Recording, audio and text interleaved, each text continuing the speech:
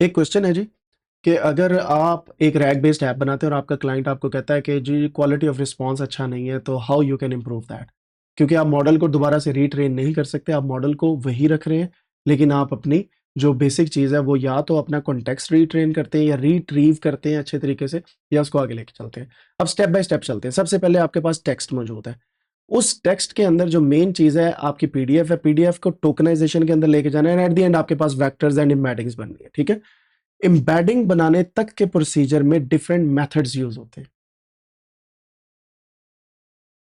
उन मेथड्स को आपने ऑप्टिमाइज करना होता है रैग बेस्ड ऐप के क्वालिटी ऑफ रिस्पांस को बढ़ाने के लिए। उन मेथड्स में जैसे फाइस बेस्ड मेथड है, वो क्या करता है, एक लाइब्रेरी है जो वेक्टर डेटाबेस बनाती है, फिर उसको स्टोर करती है। फिर इसी तरीके से डिफरेंट अदर लाइब्रेरीज है, उनकी मेथड्स है, टेक्निक्स डिफरेंट है। ठीक है, मॉडल्स डिफरेंट है, देयर आर मॉडल्स अवेलेबल जो रिट्रीव करते हैं कॉन्टेक्स्ट को, आप उसको चेंज कर लें। ठीक है, अभी मैं आपको इसकी एग्जांपल भी दिखाता हूँ। फिर उस सारे प्रोसीजर्स को चेंज करने के साथ साथ आप डिफरेंट किस्म के मॉडल पैरामीटर्स को भी ट्यून करते हैं, जिसको बोलते हैं hyper parameter tuning of model after training. जैसे टेम्परेचर को कम ज्यादा करना। टेम्परेचर क्या होता है, 0.5 अगर मैं टेम्परेचर रखता हूँ, इसका मतलब ये है कि जो आंसर आ रहा है वो मुझे ज्यादातर क्यूरी के अंदर से आएगा, जो कॉन्टेक्स्ट मैंने दिया है। अगर मैं टेम्परेचर इंक्रीज कर दूंगा, मैं उसे ये भी पूछ सकता हूँ कि पाकिस्तान में सबसे छोटा सिटी कौन सा है, जनरल क्वेश्चन, वो उसका भी आंसर देगा। फिर इसी तरीके से आप टोकन की विंडो बड़ी छोटी करेंगे, वहां से क्वालिटी चेक करेंगे कि टोकन्स कितने, एक बैग ऑफ वर्ड्स कितने आ रहे हैं उसके अंदर। ठीक है, बीओजी जिसे हमने देखा, बैग ऑफ वर्ड्स, BOW, बो जिसे हम बोलते हैं। अच्छा, इसके अलावा और भी काफ़ी चीज़ें हैं, बट जो इंपॉर्टेंट चीज़ है, जैसे मैंने आपको बताया था, मैं अभी स्क्रीन आपके साथ शेयर करता हूँ, then we will look into it. यहाँ पे चेक कीजिएगा, हमारे पास ओलामा की वेबसाइट पे अगर हम जाएं, तो ओलामा के अंदर आप चेक करें, एम्बेडिंग्स के हमारे पास डिफरेंट किस्म के मॉडल्स मौजूद हैं एम्बेडिंग के। ठीक है, ये देखें, ये सारे एम्बेडिंग के मॉडल है, और कोई मॉडल ट्रेन है 24 बिलियन पैरामीटर पे, कोई है 0.6 बिलियन पे, कोई डिफरेंट पैरामीटर्स है। सो आप जितना अच्छा मॉडल यूज करेंगे उतना अच्छा आपकी एम्बेडिंग्स जो हैं वो बनेंगी भी, और उसे रिट्रीव भी होगा, क्योंकि मल्टीपर्पज मॉडल होते हैं हमारे पास। फिर अगर आप अपना मॉडल थिंकिंग वाला यूज करें, आपका क्वालिटी ऑफ रिस्पॉन्स और भी अच्छा होगा। अब थिंकिंग में भी कैटेगरीज हैं कि कितना ज्यादा सोचता है मॉडल आपका। ठीक है, फॉर एग्जाम्पल मैंने यहाँ पे थिंकिंग पे क्लिक नहीं किया, मैंने सिंपल यहाँ पे जो न्यूएस्ट मॉडल है वो देख लिया, जो मैगिस्ट्राल मॉडल है हमारे पास, is a small efficient reasoning model with 24 billion parameters. ठीक है, ये तकरीबन 8,000 लोगों ने इसे पुल कर लिया, 4 दिन पहले ये लॉन्च हुआ है यहाँ पे ओलामा पे। आप इसको यूज करेंगे, एक तो आपको स्पेस ज्यादा चाहिए और बाकी चीजें ज्यादा चाहिए, लेकिन यहाँ पे एक फायदा यह है कि ये स्मॉल मॉडल है, एफिशिएंट बट स्मॉल। इसका मतलब स्मॉल बट एफिशिएंट का मतलब ये है कि ये रैग बेस्ड ऐप के अंदर इजी काम करेगा, और इसका अपना जो ट्रेनिंग है वो कम इस पे इम्पैक्टफुल होगी। अब मैं बात करता हूं थिंकिंग पे, दोबारा जाता हूं, पॉपुलर पे जाता हूं।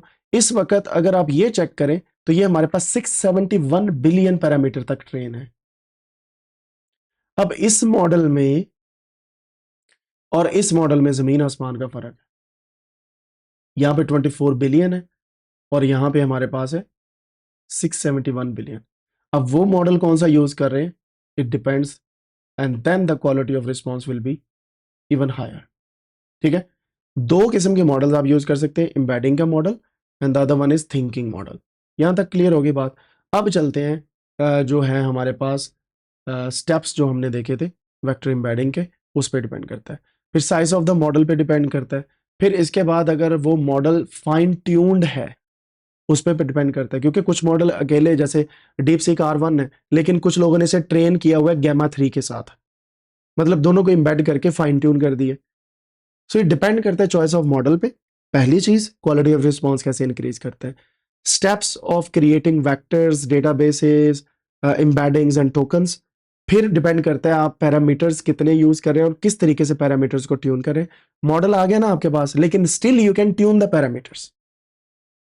मॉडल को रीट्रेन नहीं कर सकते आप, बट पैरामीटर्स को प्लस माइनस कर सकते हैं, जिसमें टेम्परेचर है, and there are several other parameters as well.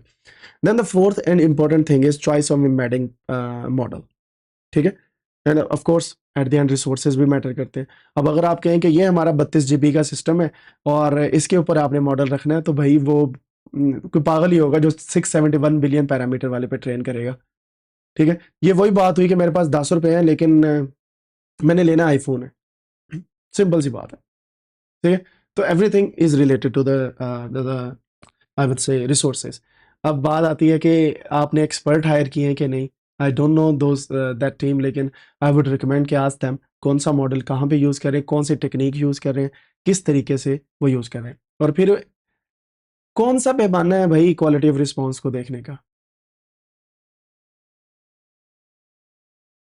मतलब अगर उनको यही नहीं पता कि पैमाना क्या है, एक स्टैंडर्ड क्या है क्वालिटी ऑफ रिस्पॉन्स, क्योंकि इस पे लोगों ने रिसर्चें की हैं, पीएचडियां कर रखी हैं कि quality of large language models response, ये कहां से कैसे देख रहे हैं? क्या आपने उस मॉडल को कोई ऐसी मिस इन्फॉर्मेशन दे के करेक्ट करने की कोशिश की है?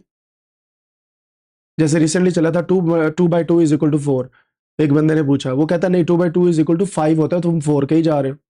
उसने 10-15 दफा बोला, चैट जीपीटी ऐसे कहता बिल्कुल यू आर राइट, 2/2 = 5। तो क्या उन्होंने ये चेक किया पैरामीटर? क्या उसकी डॉक्यूमेंटेशन मौजूद है जो उन्होंने आपको दी है? नहीं दी तो मसला खराब।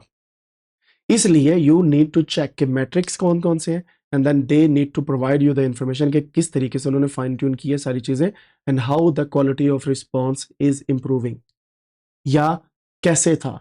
अगर वो कहते हैं ना हमने क्वालिटी ऑफ रिस्पॉन्स इंप्रूव किया है, you need to check their documentation कि कहां से स्टार्ट किया कहां तक आए, सिंपल। और उनके पास पैमाना क्या था। जैसे अक्सर औकात रिसर्च पेपर, जैसे मैंने हगिंग फेस का आपको बताया था लास्ट लेक्चर के अंदर, याद आपको याद हो, हगिंग फेस पेपर्स का वो रिसर्च पेपर पढ़े ना, लोगों ने कंपैरिजन किए होते, बेंचमार्किंग की है डिफरेंट टूल्स की। इन्होंने बेंचमार्क कैसे किया है, you have to ask, and then they will provide you the answer. ठीक हो गया। तो this was one of the nicest question I would say, क्योंकि ये एक ऐसा क्वेश्चन है जो इंडस्ट्री लेवल पे काफ़ी क्लाइंट्स आपसे करते हैं, और आप फिर अगर आए बाय शाइन करें तो उनको समझ आ जाती है कि बस ठीक है काम हो गया हमारा, अब आइंदा नहीं यहाँ पे आना।